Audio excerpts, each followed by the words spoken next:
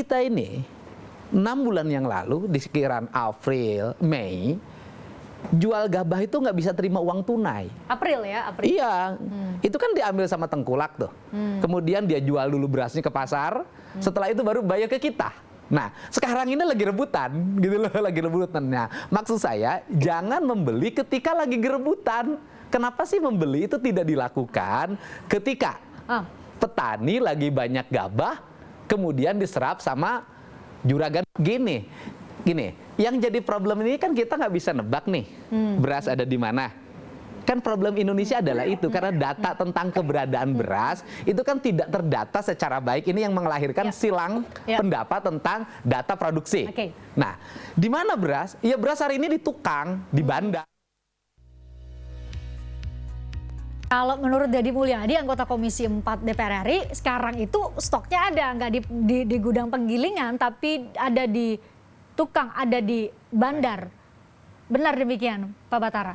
Bah, kalau kita kan tetap ya, kita menggunakan data 32 juta. Jadi datanya dari mana dulu nih? Data dari itu BPS. dari mana? Dari BPS? Iya, BPS. Jadi intinya kan struktur pasar itu kan di beras itu ya, pemahaman saya mulai dari petani kan ada namanya penggilingan, ada ya distributor lah, saya nggak sebut bandar ya, distributor. Dan mungkin itu yang perlu kita cek ya, artinya cek. Jangan-jangan sebenarnya kan kita tuh nggak perlu resah, karena seperti yang bilang Pak Kudori tadi kan ada 6,7 dan itu barang real. Sebenarnya kan kebutuhan kita kan hanya 2,5. Barang real ada di?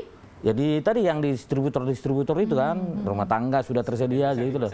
Baru penggilingan gitu kan. Jadi berarti keresahan kita kan tidak perlu ada kan, kalau lihat 6,7 itu kan selama 2,5 bulan kan masih bisa. Ini kan 2,5 bulan ke depan kan udah panen raya tuh, gitu loh. Kalau lihat dalam konteks ketersediaan secara total ya kan, karena ketersediaan itu kan produksi ditambah dengan stok.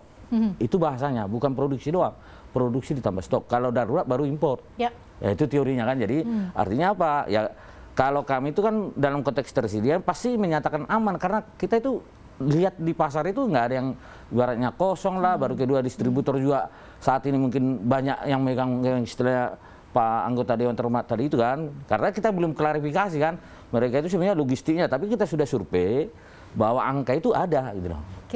Nih Pak Kudori sebagai orang awam nih, sebagai orang yang biasa, mungkin ibu-ibu bapak-bapak di rumah juga sebagai orang yang biasanya hanya beli di warung atau beli di supermarket, kita jadi bingung untuk dihadapkan dengan proses verifikasi faktual yang katanya ada di gudang penggilingan. Terus kalau Kang Deddy Mulyadi nyebutnya ada di bandar, katanya ada aman di pasar. Jadi sebenarnya apa yang terjadi dan ada di mana beras yang dikatakan 6,2 juta ton yang seharusnya aman itu, Pak Kudori, kalau menurut Anda?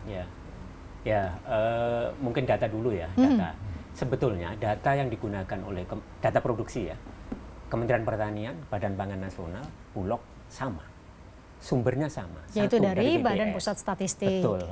Cuman ketika disampaikan ke publik itu agak beda-beda.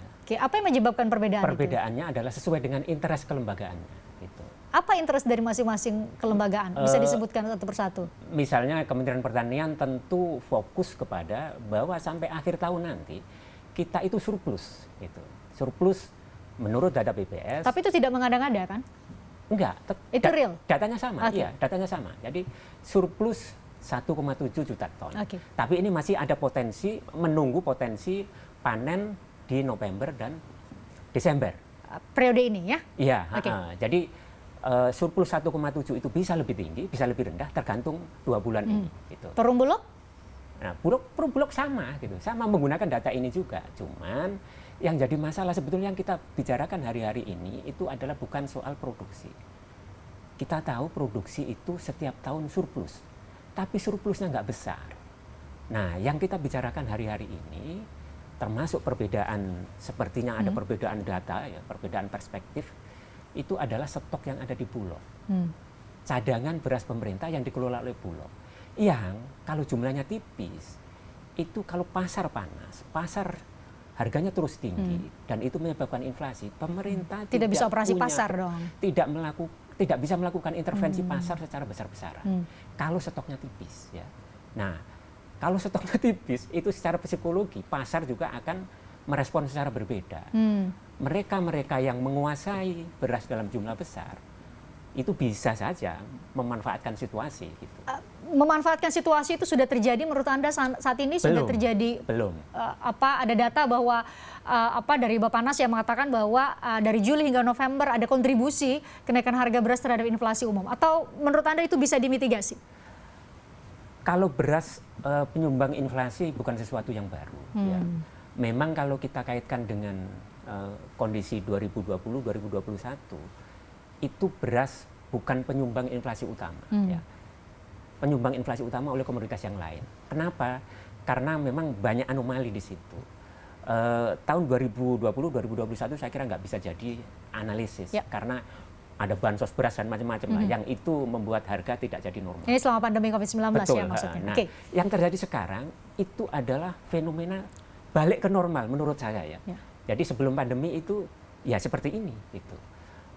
Beras menjadi penyumbang inflasi, dan celakanya ketika musim paceklik harga tinggi, stok kita terbatas. Itu yang membuat pasar semakin panas ya, dan kalau stok itu tidak bisa di top up, pemerintah nanti tidak punya instrumen untuk melakukan operasi pasar, intervensi. Ya, betul, salah satunya. Nah itu ya artinya pemerintah tidak bisa mengendalikan pasar. Jadi menurut Anda, kekhawatiran kita. Jadi menurut Anda ya memang the only choice adalah, atau pilihan satu-satunya adalah impor saat ini sembari menunggu karena Pak Budi Waseso bilang gini, secara paralel sebenarnya ya Bulog akan melakukan itu, penyerapan dari petani dalam negeri, produk dalam negeri, dan juga impor. Tapi kan kemudian hari ini kita mendengar akan ada impor yang datang di bulan Desember. Menurut Anda langkah terbaik apa mengkombinasi secara paralel kita coba cari di gudang-gudang yang ada? Tadi ada 6,2 juta dengan kita tetap pertahankan spek atau kadar mutu, dan secara paralel ada impor. Yang penting kepentingannya adalah cepat dulu nih top up stok supaya tadi kepentingannya menjaga pasar. Menurut Anda itu harus dilakukan saat ini? Ya, yang pertama saya kira Bulog jangan didorong secara agresif masuk ke pasar. Maksudnya membeli ke petani-petani ya. Kalau itu dilakukan, itu berbahaya. Karena apa? Karena dia harus berebut dengan pelaku pasar yang lain, penggilingan, pedagang, dan itu membuat dampaknya harga semakin tinggi. Harga akan semakin tinggi. Nah, yang bisa dilakukan kalau ingin mentop up dari produksi domestik adalah memindahkan quote unquote ya, memindahkan stok yang ada di penggilingan, stok yang ada di pedagang ke CBP, cadangan beras pemerintah. Siapa yang bisa melakukan itu? Memindahkan dari gudang penggilingan ke CBP. Sedangkan tadi saya katakan bahwa sudah dilakukan verifikasi faktual TNI Polri dan tidak ada di gudang penggilingan. Ya, Kang Deddy bilangnya ada di bandar-bandar. Bandar-bandar mungkin saya nggak terlalu yakin ya. Yang dimaksud bandar-bandar oleh beliau itu adalah pedagang-pedagang gitu ya barangkali ya. Memang ada dua pelaku pasar ya. Ada hanya penggilingan saja, tapi bukan pedagang pasar, bukan pedagang beras. Tapi ada juga pedagang saja tidak punya penggilingan. Satu lagi ada yang punya penggilingan dan pedagang beras. Nah, saya kira tiga-tiganya ini punya barang itu. Gitu. Nah, tinggal memastikan kalau barangnya ada, lagi-lagi kalau barangnya ada, dua isu yang tadi itu yang disampaikan Pak Batara ya, isu spek, isu kualitas, dan isu harga. Itu barangkali akan bisa membantu pengadaan. Tapi lagi-lagi jangan mendorong Bulog masuk ke pasar membeli ke petani ya. Tapi memindahkan itu. Nah, quote unquote memindahkan dan tidak harus dipindahkan secara fisik saya kira. Di syarat yang pertama mengenai standar mutu beras yang bisa diserap oleh Bulog untuk masuk mengisi CBP. Itu siapa yang punya tanggung jawab tanggung jawab untuk memastikan bahwa stok-stok beras yang ada di gudang-gudang penggilingan ini mutunya itu sesuai dengan spek yang dibutuhkan oleh Bulog. Siapa yang bertanggung jawab? Barangkali gini ya. Kenapa Bulog tidak mau menyerap? Ya. Karena dia dibatasi oleh aturan. Dibatasi oleh aturan. Speknya harus segini, harganya harus segini. Sementara yang terjadi di pasar tidak seperti itu. Nah, kalau kita saklek dengan aturan ini, nggak akan selesai nih dua isu. Jalan keluarnya menurut Anda harus revisi peraturan perundangan yang mungkin revisi butuh waktu barangkali ya. Kalau bisa dilakukan segera barangkali bisa.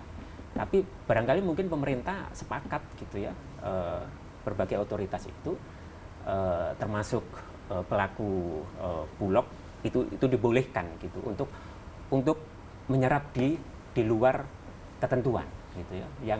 Yang ini fokusnya kita menyelesaikan dua soal ini gitu.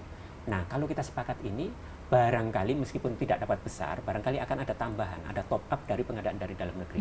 Meskipun tidak bisa sepenuhnya membuat sampai ada target sesuai target 1,2 juta ya. Kalau kita tidak yakin dengan jumlahnya, ya sebagian harus diisi dari impor. Jadi itu adalah pilihan yang seharusnya bisa dilakukan secara paralel menurut Anda. Jadi tidak hari-hari ini tidak akan ada pilihan terbaik. Oke, Pak Batara, kalau dua pilihan itu dilakukan secara paralel, kementerian nggak apa-apa? Pilihan maksudnya ada impor. Impor sekaligus mencoba untuk mencari apa ya di gudang-gudang yang ada dalam negeri, kira-kira ini bisa diserap atau tidak? Ya kalau harapan kita kan dari Kementerian Pertanian kan mengutamakan dari produksi dalam negeri ya. Jadi intinya kan gini, kalau kita bicara tadi yang saya sampaikan, kalau kita membangun suatu perspektif pangan yang baik kan sebenarnya kan syaratnya hanya dua ya pemahaman saya.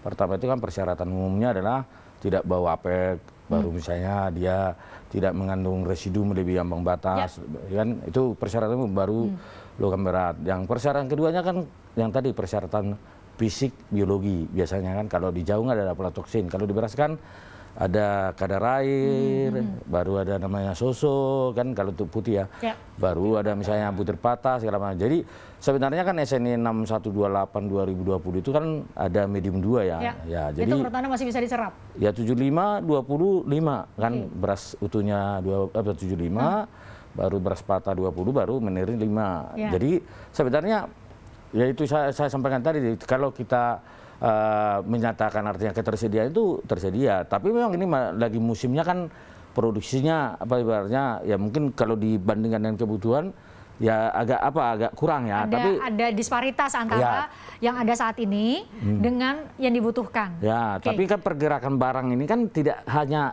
dibicarakan bulan ini. Berarti saya tanya, gitu siapa yang bisa mengintervensi pergerakan barang dalam hari ini stok beras untuk bisa, ayo cepat-cepat kita kumpulin semuanya supaya CBP aman. Itu siapa? Jangan dijawab dulu. Kita jeda, bisa jeda di obrolan malam.